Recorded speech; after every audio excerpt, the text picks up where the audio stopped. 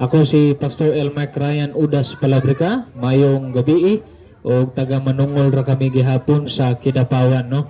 So mismo gusto lang nato nga ipasabot pag-ayo ang pelikula nga atong ginatan-aw dinhi. Kining pelikula nga atong ginatan-aw dinhi, dili kini mahitungod sa relihiyon, kundi mahitungod kini sa pagbaton og relasyon, no?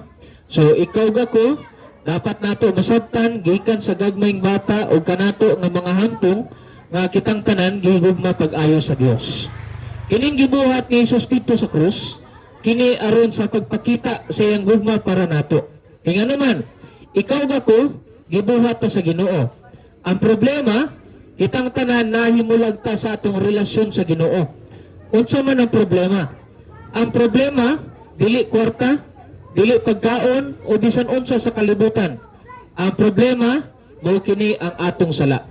Mga bata ug kanato nga mga dagko o mga hantong, ikaw gako kitang tanan mga makasasala.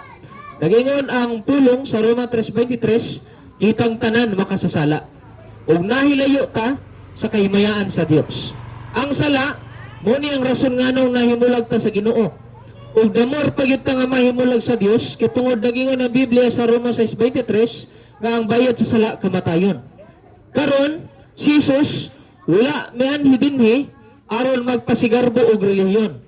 Kundili mianhi sa dinhi bisan Dios na siyang daan pero nagpaubos siya aron ikaw gako luwason kaniya.